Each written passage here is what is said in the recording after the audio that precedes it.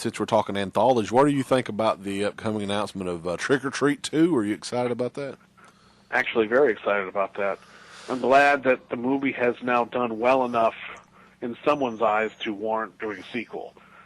Because, I mean, considering the way Warner Bros. Just dumped that out on Blu-ray after holding on to it for as long as they did, it was just really disheartening. I was just like, we finally get a really great, high-quality, not only anthology movie, but kind of a classic horror movie with just really great writing and cast and photography and everything.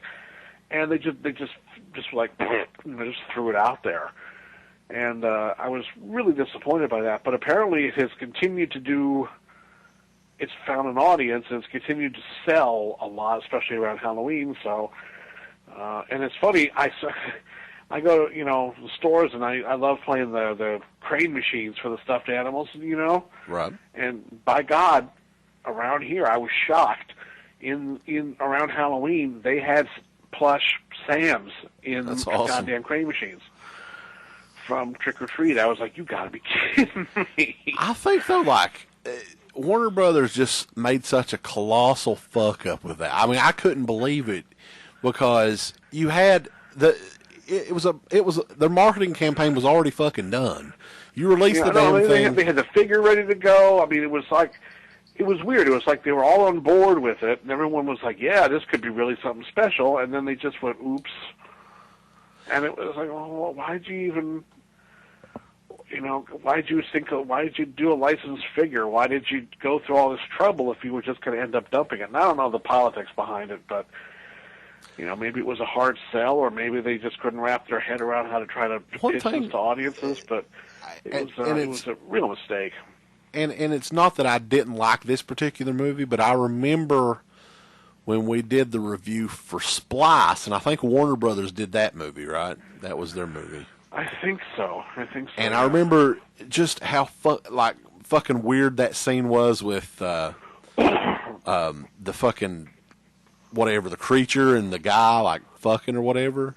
That was. And I was like, okay, they will put that shit out in a mainstream, 2,000 plus theaters, but they said no to Trick or Treat around Halloween, which would have been a sure success. I mean, it's. But you know what? That's an old story. I know, but happened to Trick or Treat. It's happened to so many movies from so many different studios throughout history because it was just, look at Night of the Creeps.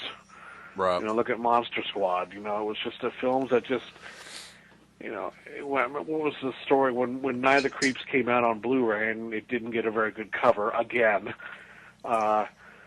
Someone made a note in their review, and it really told me everything I needed to know, that they went, looking at the cover of Night of the Creeps, it's nice to know that Sony still has no idea how to market this movie after 20-plus years. And it really was. I mean, it's just like, some movies, these marketing departments just can't wrap their head around. Right. And they're just like, well, what is this? And it's like, well, if we don't know what it is and it's not spoon-fed to us, then we're just going to go, and... I mean, go back and look at the original poster and ads for Nightbreed. Yeah. Nightbreed, they sold that thing as a slasher movie. Right. Yeah, it seems like some of these movies, they just don't. But Trick or Treat was just so easy, though. I mean, that was the thing with that. It had a very easy holiday tie-in, and I mean, it didn't have any real stars in it. I mean, I think the biggest star in it, in terms of people, was maybe Anna Paquin, maybe. Right. But it had a very memorable imagery, and the art. I think the campaign looked really promising, and I think they could have, certainly with the reviews, they had to know they had a good movie on their hands. They could have done. I mean, there really was no excuse for not giving it a decent push, because they would have certainly seen at least a semi-decent return on their investment. It wasn't a super expensive movie. Right. So the fact that they would just get that far with it and then just whiff the ball, I was just like, what, really? Do you see the sequel? Do you see it getting a theatrical run, or is it? Because that would be weird. I would say it would be strange. Who knows? At this point, I've given up trying to predict. That was pretty much the announcement I heard. It was going to be a theatrical movie, but I'm hoping that's the case, because it would certainly be You know, they can do a big Halloween promotion around it, and I'm sure they're building on the awareness of the first movie. I think that would be but, a you know, who knows? first, though. I mean, that would have to be the first time a sequel to a direct-to-video movie went theatrical. I never have heard of that before. Yeah, If it I don't happens. know. I guess weirder things have happened, I suppose. That's but I true. would. Look, I'm just happy they're going to do one. I just I'm hope if they do a Because theatrical... originally, I think that was the plan. Yeah. Was that if the first one was successful, they would do a series of trick or treat films, and that like Sam would be present in all of them, but the stories would be different otherwise. Right. Or some. That's what I remember hearing around the time, and which reminds me of a lot of what they were trying to do with the Halloween movies way back when. Yeah. It's not really about the plot; it's about the Halloween holiday and this tradition, and kind of carrying it forth in other films. So, hey, look, Trick or Treat 2, I'm on board. Whatever, you know, I'm so into Trick or Treat, it's not even funny. I love that movie. Yeah. That's one movie that ever since it's come out, I've watched it every year around Halloween. Oh yeah, yeah. It's a perfect perennial. I mean, it's the one you want to watch because there's something about it that that movie feels like Halloween. Oh, yeah. You know, it really does. It just has that a perfect aura about it. The performances are all spot on, and it's just got some great scenes and some really off-base, really black humor. Yeah, and I think, You know? too, it's one of the films that feels, to me, like a true classic from this era that we Yeah, have. it does. That we It will- really does. It has a real. It's got a classic film vibe to it. It feels like it's from another era, but it's very much of this era.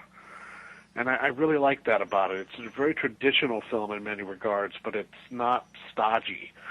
It's got a real edge to it, and it's the best, certainly the best anthology film since Creepshow. Hands I would agree. down. I would Not that there's definitely been a agree. whole lot, but you know, the few that have come out, like Creepshow 2, and I also really like Tales from the Dark Side, the movie as well. I love Body Bags, man. That go back to Scream Factory stuff. I'm a fan of that movie. You know, that's a good little movie. I'm really glad it's come back out because that one just kind of got neglected and forgotten about. Yeah, I think a lot of people hadn't seen that movie before until it came out here. No, and then they hadn't seen it uncut. So either way, they hadn't seen, you know, something that was really So representative of what- what Carpenter was trying to do.